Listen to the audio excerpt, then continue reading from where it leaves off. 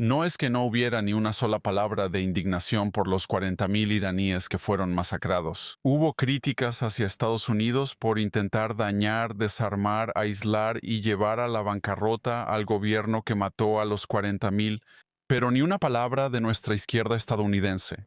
Todo su desprecio era para un pequeño país de 10,5 millones.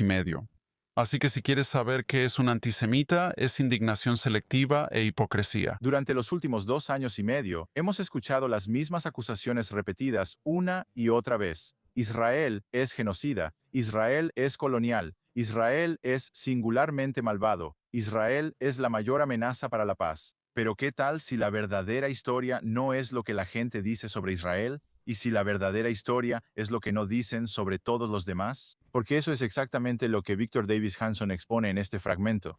Y sinceramente, esta puede ser una de las defensas más poderosas de Israel que he escuchado desde el 7 de octubre, no porque ignore el sufrimiento de los civiles, no porque justifique la guerra, sino porque hace una pregunta que casi nadie quiere responder. ¿Por qué a Israel se le exige cumplir estándares que a ningún otro país en el mundo se le exige? Cuando Hamás masacró a 1.200 israelíes y secuestró a cientos de rehenes, ¿qué se suponía que debía hacer Israel exactamente? ¿Qué haría Estados Unidos? ¿Qué haría el Reino Unido? ¿Qué haría Francia?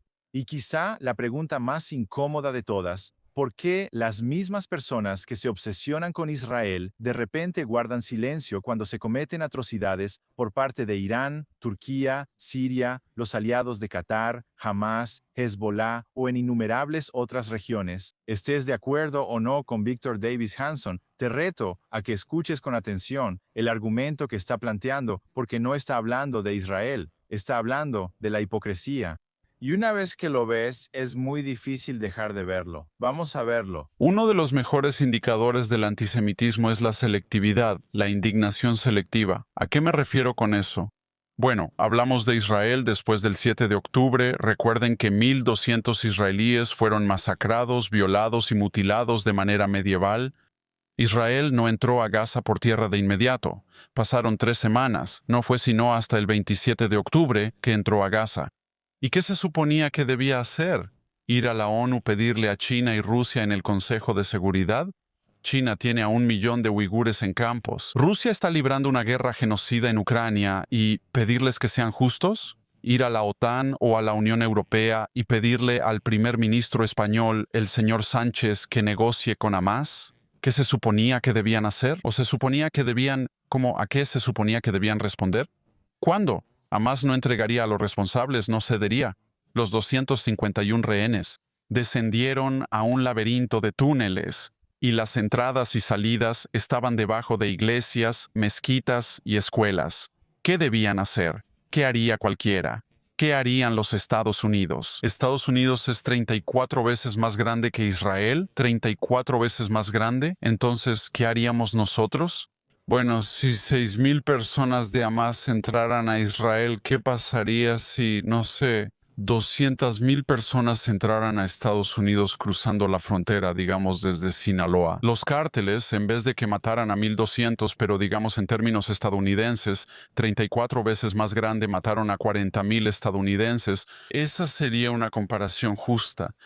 Y luego se llevaron de regreso a 8.000, no a 251, sino 34 veces más, considerando nuestro mayor tamaño, de regreso a México. ¿Qué haríamos?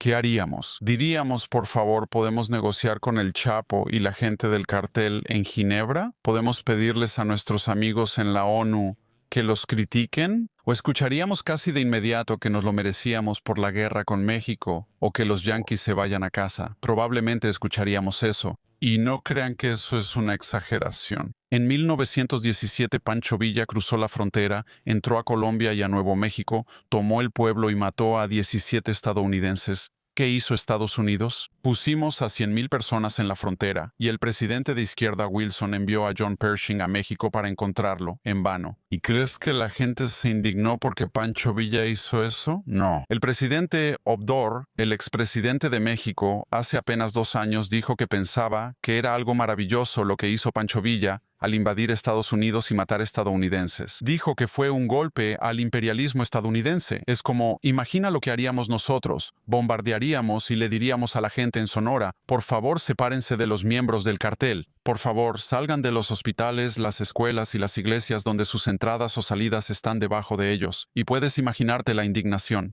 ¿Nos preocupan las ocupaciones ilegales? No lo creo en todo el mundo. Turquía sigue ocupando a través de la población turca Chipre, el norte de Chipre. ¿Nos preocupa la limpieza étnica? Turquía, en 1917 y 1921, realizó una limpieza étnica de 1.2 millones de armenios. Le hemos dado a Turquía un total de aproximadamente $500 millones en ayuda directa y ventas militares. ¿Nos preocupa que amenacen con entrar a Chipre? Amenazan a Atenas todo el tiempo, amenazan a Israel. ¿Por qué seguimos siendo aliados de ellos? Recientemente, Azerbaiyán, un pueblo de habla túrquica, el país de Azerbaiyán, entró en el corredor de Nagorno-Karabaj y simplemente realizaron una limpieza étnica de 120,000 armenios. Algunos de ellos habían estado ahí desde la época medieval. Lo extraño de eso fue que casi exactamente al mismo tiempo ocurrió el 7 de octubre. Dijeron Mahmoud Khalilil y los manifestantes de Colombia: queremos un momento de silencio porque nuestros amigos musulmanes turcos han entrado a otro país y han hecho una limpieza étnica de 120,000 personas. No escuchamos ni una palabra. Si quieres una comparación más directa, después de la guerra del 67 y las guerras que siguieron, las naciones árabes hicieron una limpieza étnica de 900,000 judíos de Egipto, de los estados del Golfo, de Jordania, de Siria, de Irak. Casi no hay. Tal vez unos 20,000 en otros países musulmanes, pero hoy casi no hay en el mundo árabe. Todos fueron víctimas de una limpieza étnica. ¿Israel hizo eso? Bueno, cuando se formó Israel en 1948, hubo alrededor de 800,000 árabes que huyeron. 150,000 se quedaron en Israel. Hoy, esa población ha aumentado 14 veces más. Hay 2.1 millones de ciudadanos árabes en Israel. Y aún así, a Israel se le acusa de limpieza étnica y de ser un estado policial, cuando el mundo árabe que lo rodea llevó a cabo una limpieza étnica contra casi 1 millón de judíos. A veces los europeos están muy enojados. Los franceses se han pronunciado mucho. Recordamos lo que Francia hizo en Chad durante casi 50 años. Actualmente, el pueblo de Chad está redescubriendo su identidad nacional y son muy antifranceses. Nosotros ayudamos a los franceses. Les dimos apoyo logístico, reconocimiento, etcétera, logística para que entraran y detuvieran a los islamistas en Chad. Pero cuando estaban a principios del siglo XX, alrededor de 1917, masacraron a 400 eruditos islámicos. Lo llamaron la masacre de Kukuk. Eso significa golpear o cortar, y no solo los masacraron. Los franceses decapitaron a 400 eruditos islámicos. ¿Alguien habla de eso hoy en día? No, casi nadie habla de eso. Entonces, a lo que me refiero es a la selectividad. Ahora, la señorita Ilhan Omar, nuestra representante, ha sido muy crítica. Ella ha llamado a Israel una entidad ilegítima. Ella tiene un mapa en su oficina donde ni siquiera aparece. Dijo que todo es por el dinero, refiriéndose a Netanyahu y su supuesto interés monetario que influenció a los Estados Unidos. Su familia, su padre fue coronel en la dictadura marxista de Siad Barre en Somalia.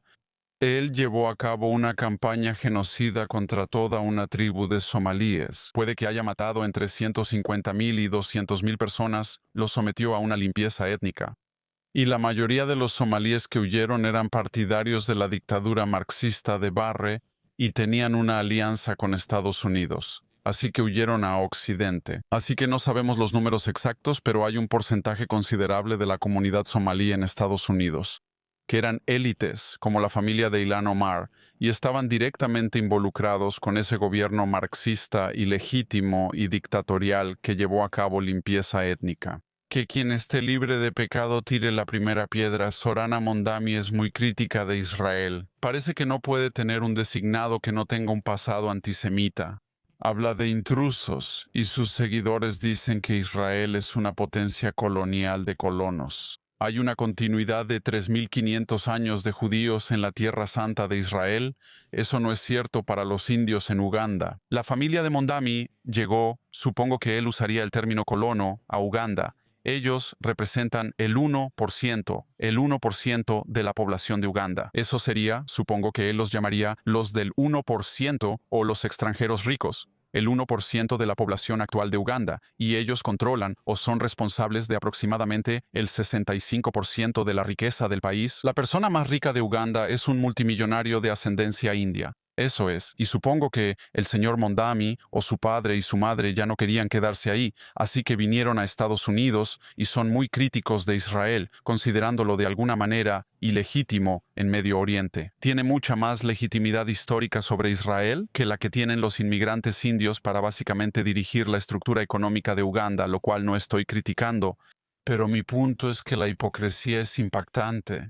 Entonces, cuando quieres saber qué es un antisemita es alguien que se obsesiona con Israel cuando hay todo un continuo, todo un espectro de limpieza étnica, masacres, asesinatos, y te dejaré con este último ejemplo.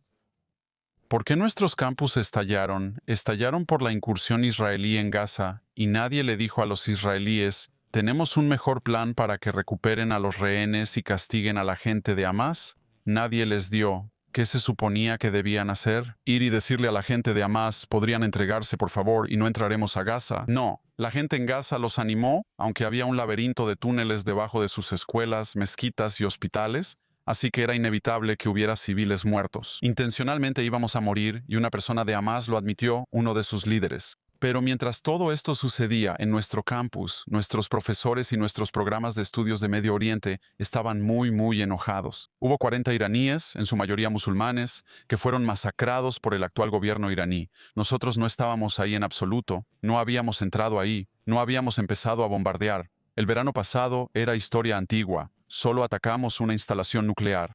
Pero estas personas fueron masacradas por su propio país, ¿y adivina qué?